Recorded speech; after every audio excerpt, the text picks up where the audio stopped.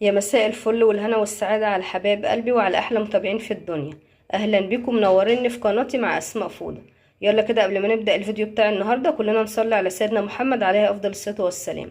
النهاردة طبعا أنا متوفر عندي بتنجان وفلفل وطبعا بطاطس، وهنجيب طبعا طماطم للصلصة، وهنعمل إن شاء الله مع بعض طاجن مسقعة وهندخله في الفرن.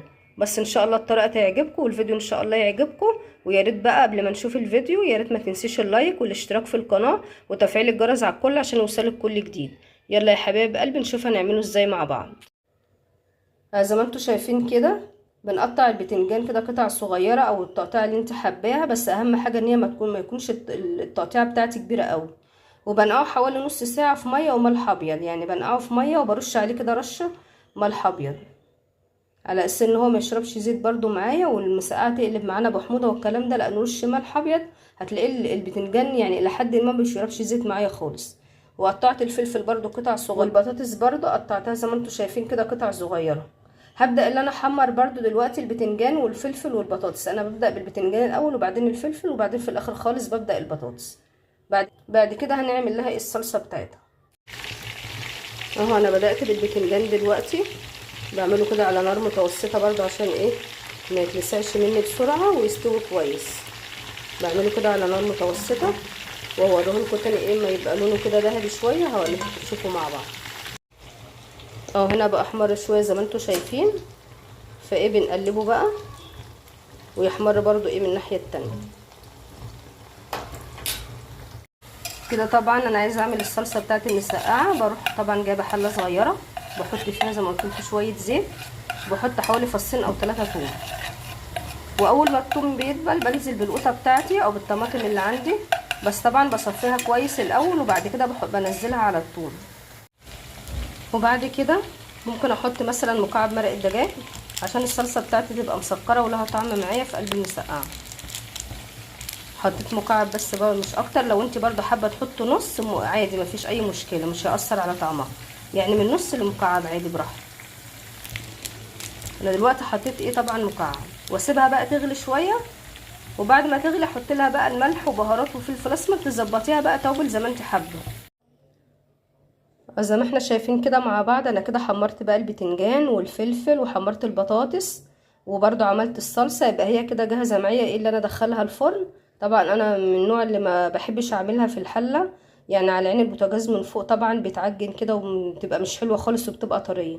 فانا دلوقتي هعملها ان شاء الله هرصها في طاجن، هوريكم دلوقتي انا برصها ازاي وبحط الصلصه عليها وبندخلها في الفرن مع بعض. يا ريت بقى لو بتشوفيني يا قمر لاول مره يا ريت تعملي لايك، ما تنسونيش باللايك واللايك ده طبعا بيشجعني وبيحفزني ان انا اصور فيديوهات جديده. واعملوا اشتراك للقناه فضلا وليس امرا، وفعلوا الجرس على الكل عشان يوصلكوا كل جديد. يلا بقى نحطها في الطاجن مع بعض. يبقى دلوقتي بقى انا جبت الطاجن بتاعي، الطاجن المقاس ده كويس يعني وسط ولا صغير ولا كبير. برص البتنجان بتاعي كله الاول، برص رق بتنجان كده تحت.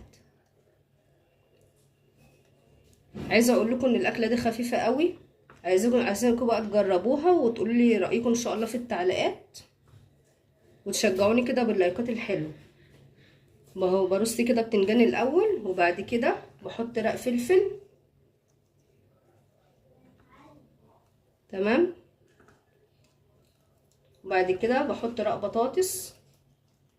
البطاطس عايزه اقول لكم ان هي بتخليها خفيفه، وطبعا الثوم انا مقللاه في الصلصه، فان شاء الله تبقى وجبه خفيفه واقتصاديه جدا. ان شاء الله جربوها وقولوا رايكم ان شاء الله في التعليقات.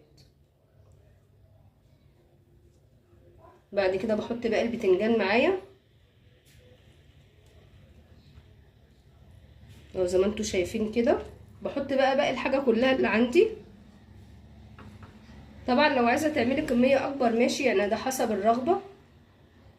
بحط الفلفل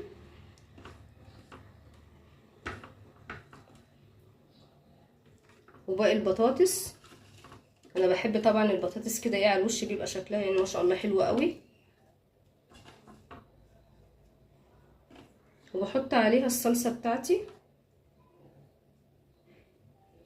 طبعا انا قلت لكم الصلصه بنحط لها ملح بهارات فلفل اسمر، ممكن لو انت عايزاها سبايسي شويه او بتحب الشطه فانا حاطه برضو شويه شطه كده صغيره بخليها سبايسي شويه عشان برضو احنا بنحبها ايه سبايسي. بحط بقى عليها كده الصلصه زي ما هتشوفوا معايا دلوقتي. بحط كده عليها الصلصه من فوق.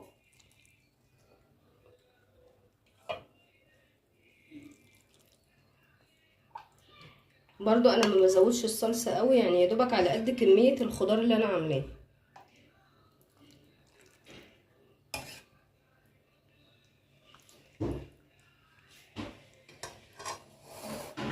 بهزها كده عشان برضو الصلصه تبقى ايه في الجوانب كلها وتوصل للخضار بتاعي كله زي ما انتوا شايفين كده.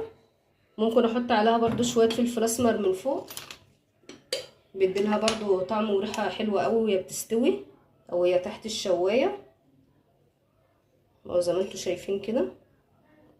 شوفوا اصلا هو من قبل ما يدخل الفرن هو بصراحه يعني كل الخضار مستوي والصلصه برضو يعني ايه وخلصناها، فهو اصلا ممكن حد ياكله كده، بس انا حابه ان انا احطها تحت الشوايه دقيقتين بتاخد وش حلو. هشوفها ان شاء الله مع بعض. زي ما انتوا شايفين كده. ممكن برضو ناكلها كده عادي، بس انا بحب احطها تحت الشوايه دقيقتين مش اكتر من كده. هطلعها من الفرن واوريكم شكلها النهائي ان شاء الله. اهو كده بقى انا حطيتها تحت الشوايه كده حوالي دقيقتين او 3 دقايق، عشان انا بحب الوش بتاعها ده بحبه ناشف كده. وطبعا هي سبايسي شويه زي ما انا قلت لكم. يا ريت ان شاء الله تجربوها، هي اكله اقتصاديه جدا. جربوها وقولوا تعليقاتكم، قولوا ان شاء الله رايكم في التعليقات.